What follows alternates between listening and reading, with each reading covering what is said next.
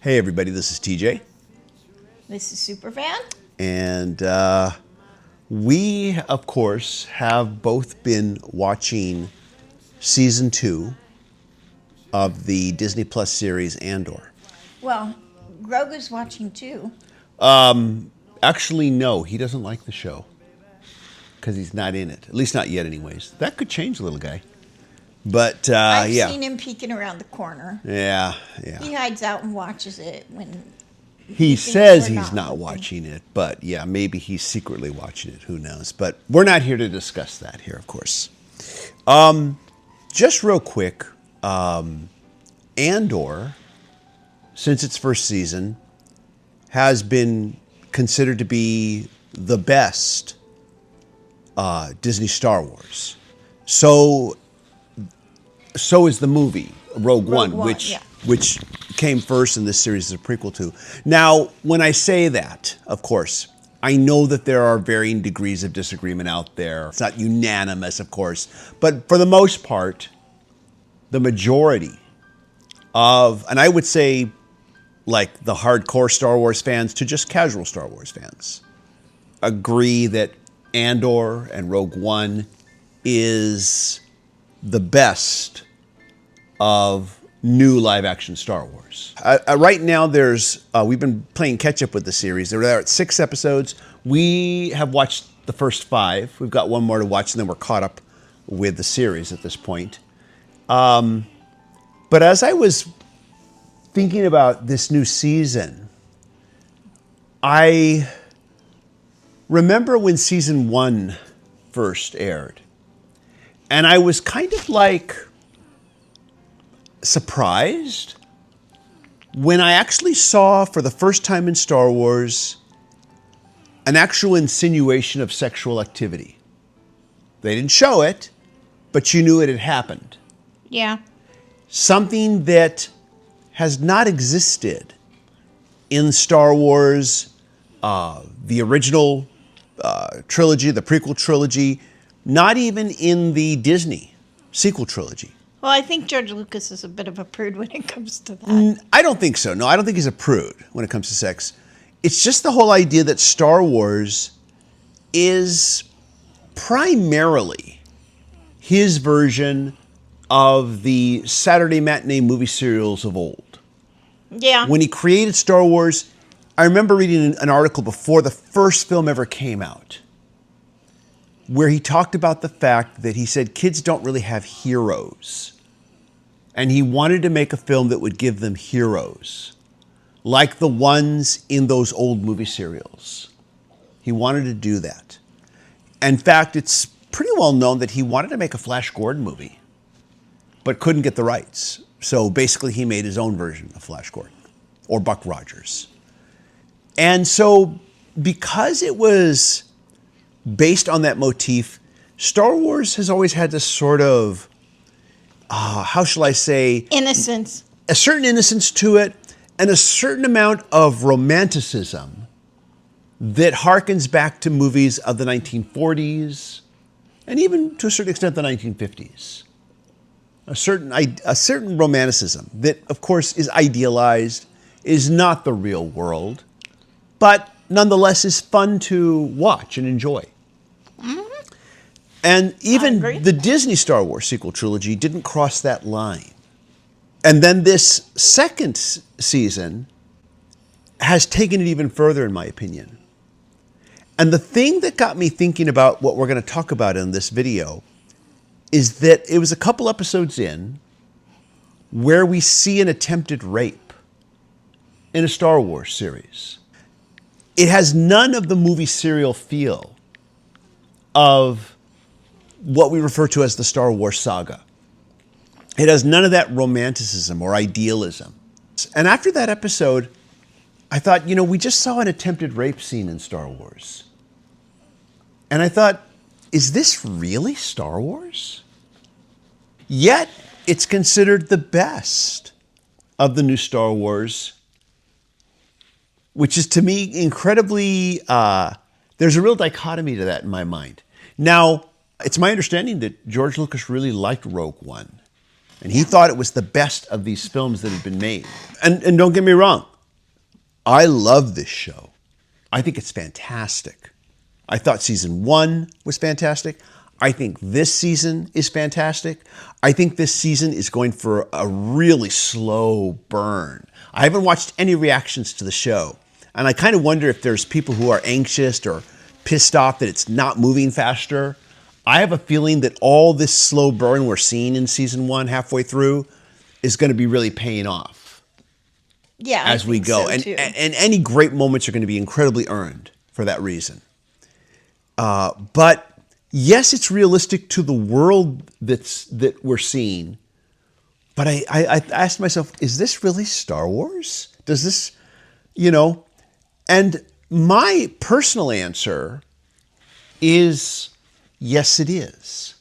I agree with that. It's just a different version of Star Wars. It's somebody else's viewpoint. It is someone else's viewpoint. And I think this is kind of the thing that I think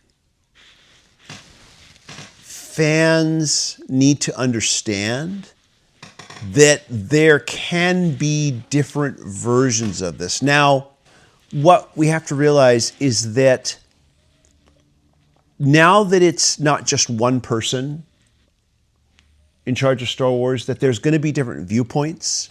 I think there needs to be different viewpoints. We're not going to like every different version that comes out. And you don't have to. And you don't have to. And you think about this look at this in the context of other franchises, like Batman, which I'm a big fan of. Been a big fan of the comics all my life. We have campy, goofy Adam West Batman. Yeah.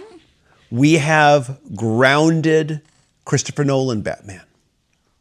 We have dark noir Matt Reeves directed Batman. Notice how I mentioned the last two by their directors, yet the first one I mentioned by its star. I guess that's because there were a lot of directors involved in the 60s series. Yeah, I just suddenly realized, how did you, I guess that's the best way to identify it, though, in my opinion. But we've got different versions of Batman. We've got different versions of James Bond. There's a big difference between Sean Connery era Bond and Roger Moore era Bond. Yeah. Big difference there. And I think Disney needs to let directors be the directors of these films. There's the whole fiasco let of the storytellers tell their story. Exactly, because there is the whole fiasco of Solo, which I didn't think was a bad film. It wasn't a great film, but it wasn't a bad film. It was pretty good. It had a lot of interesting ideas in it, but I also know that there was going to be there was a different film being worked on before the team that was directing it was basically let go. Yeah. Due to creative differences, as the saying goes. And then Ron Howard was brought in to basically wrap it up. Yeah, well, he ended up reshooting almost the entire film, 75% of it. They actually made that film twice, which is why it was a box office failure, because the budget, there was no way it was going to make its money back. They had to they pretty much filmed it twice. Yeah. It was doomed to fail financially because of how much the budget on it had ballooned. But I didn't think it was a bad film. But I also know that they didn't let the directors, and I don't know why I can't think of their names right now. If they commit to somebody, they need to have faith in them. Follow through on it. So far, they haven't gotten the original, what I call the saga version, the version that is based on old movie serials. And I'm sure there's a director out there who at some point might be able to bring that back. Yeah. I'm sure at some point there is some director who might be able to bring that style of Star Wars back. But so far, they dropped the ball because there was no plan. There should have been a plan and there wasn't. I think that was the primary thing. And I'll agree that I think that a lot of the younger audience, if they've never seen the original trilogy now and they watch it now, it doesn't have the impact that it had on us back in the 70s. And I remember even in the late 90s, early 2000s, talking to a young woman who she watched the original Star Wars for the first time. And she said, well, it was okay, but I don't think it was that big a deal. I don't know why it's such a big deal. And this is before we had the sequel trilogy. Not the sequel trilogy, excuse me, the prequel trilogy. It was before that. And she says, I don't know what the big deal is. I had to explain to her, you have to understand where movies were prior to it coming out. I talked about how cynical movies had become, how dark they were becoming. And I also said it was this thrill ride that movie audiences hadn't experienced before and how it influenced summer blockbusters moving forward. And I talked to her about more recent blockbusters of the time. I said, they all kind of started with Star Wars. Because prior to that, Star Wars and Jaws. Yeah, Star Wars and Jaws. But movies, prior to that, during the 70s, were becoming more and more cynical, darker, and nothing wrong with that. I love those films too. In fact, we need to make more of those kind of films these days, I think. But I told her, you have to look at it kind of in perspective of what it was like at the time to suddenly have this film that, first of all, was a thrill ride, but also made you want to stand up and cheer in a way that people hadn't felt in a long time. Because the mood of America at that point was so dour. Yeah, and that was... I remember that, even though I was only a teenager. It was a big thing that people were going to see Star Wars over and over again. Which people didn't do prior to that. And I can remember that was one of the biggest things about sitting in the theater when the first Star Wars movie came out was that at the end of it, the audience applauded like they'd watched a live show. Yeah. Prior to that, I'd never seen a movie audience applaud a movie. It just wasn't done. Well, not only did they applaud the movie, they applauded when the heroes did cool things. Yes, you're right. I remember when Han Solo comes out, when Luke's there trying to destroy the Death Star, and he's got the Imperial fighters and Darth Vader on his back, and it doesn't look like he's going to make it, and suddenly out of nowhere, Han Solo jumps in and shoots Darth Vader, fires on Darth Vader's TIE fighter. At that. Yeah, people cheered. Yeah. People also cheered at Luke hitting the killing shot, so to speak. Yeah, they cheered. Something that just, like I said, suddenly everybody felt this optimism. Just that I think it was an optimism that had been kind of buried. People had lost that, and they felt it again. And people felt, and part of it, like I said, was the innocence within that film, and that's why, again, getting back to where this video started, I'm watching an attempted rape scene in a Star Wars series, and I'm like, is this Star Wars? It's the same world. It's somebody else's story. Yeah, I agree. It's someone else. That's part of it too, is you have to give these people room to tell their stories. I think audiences have to accept that there's going to be different versions. Yeah. Different visions of it. You may not like all of them. Yeah. That's why I've said there needs to be goofy versions of Star Wars. There needs to be comedies. There needs to be love stories. I think that would be great just to do a love story set in the Star Wars universe, a romance. It doesn't have to be just within a larger saga. You could just have a love story, a simple love story set in that universe. I think there needs to be different types of things. And some of these, like I said, might be better suited to the streaming service. Yeah. Disney has been staying away from the theatrical after I think after the backlash against the sequel trilogy. And some of the backlash was undeserved. Some of it was. I won't get into all of that. But I think I view it in a very nuanced way. Once again, letting people tell their story. Yeah. But like I said, the biggest problem with the sequel trilogy is there was no plan. There was clearly no plan. And they let... There's a certain director that's really good at starting and not finishing. Though. Yeah. They should have had J.J. Abrams Whoever was starting it, they should have had him finish it. J.J. Abrams started it. He should have just finished it. But he's not good at He's finishing. not. I know he's not good at finishing. So you should have gotten a director who's good at finishing, and would commit to the 3 films. Well, you Or work at the- together, create your plan, Yeah. storyboard all of the movies, Yeah. and then film it and figure out who's going to do what. I was about to say, or at the very least, just plan the basic story arc, have it planned out, and then you find your directors to do that. And here's the plan, stick to it. Or now.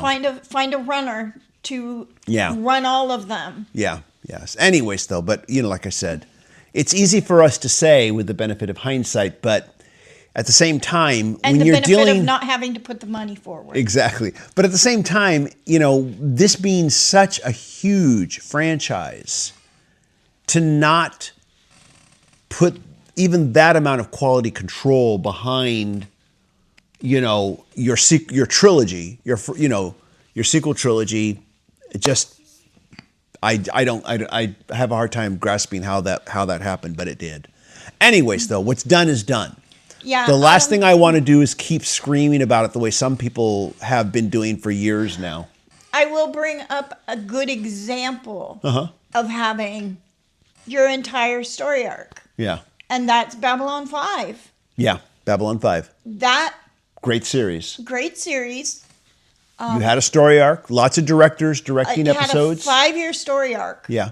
You did have the show's creator being the primary writer of a good large number of the episodes, but he's also acting as showrunner. But yeah, you've got different directors. And that was kind of the first showrunner situation, telling a story, a huge story like that there was. Yeah. And then the series even had to encounter the fact that they briefly got canceled prematurely because they were on one network. That network didn't want to let them finish the 5 seasons, was only going to give them 4. Yeah. Because they didn't feel the series was doing well enough. They had to wrap up the series, find a way to wrap up that series for that 4th season. Then they got the 5th season from another network. So they had to deal with a lot, and yet they still made this great series. And they still had this 5-year plan. It didn't suffer for that. No, it didn't suffer for it. You're right. But yeah, I can't wait. I'm just so enjoying Andor Season 2. I don't know when we'll ever see a return to saga Star Wars. And when I say saga Star Wars, I mean original, OG. The whole movie serial motif. That idealized level of romantic melodrama and action adventure that harkens back to those old movie serials, that harkens back to adventure films of the 1940s and that sort of thing. I don't know when we'll see a return to that. I'm sure there's a director out there that can do that. And I don't think, I don't think it's impossible to recapture that magic. They just have to find the right director to do it. But and the right story to tell. Yeah, and the right story to tell. But anyways, though, that one scene really got me thinking about this and made me wonder to myself until I finally said, yeah, this is Star Wars too. Just like, Matt Reeves directed Batman and Adam West. Adam West's 1966 Batman. They're both Batman. They're just very different versions. And that's going to happen with franchises. And I think that I think that needs to be encouraged with Star Wars. And you just have to find good filmmakers and, creative people, but then let them do their job. Anyways, though, just thought I'd put that out there.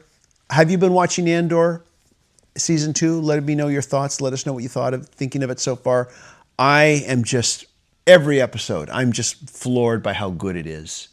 Yes. He says that the best is yet to come because Mandalorian and Grogu is going to be in theaters soon. Yeah. Well, he's a little biased about it. But anyways, though. Well, he's probably right, though. Let us know what you think. And keep the conversation civil. I just say that because there are people who just can't talk about Star Wars in any kind of a civil way anymore. That's the unfortunate thing. That's all the... They're the ones that need to go and write their version. Yeah, they need to go and write their version of it. Their story. And put it out there. And put it out there. A few people have, and I've seen some good jobs done. You know. Well, that's fine. Yeah. Anyways, put your energy to a better use than screaming for years and years and years. Exactly. Let us know what you think. As always, if you like these videos, hit like, hit subscribe, hit the bell notification icon so you never miss a video. And thank you, patron supporters. Patron supporters do receive exclusive content not available on this channel here. You're fierce and mighty. And everybody, just thanks so much for stopping by. We'll see you in the next video. Take care. Bye-bye. Bye.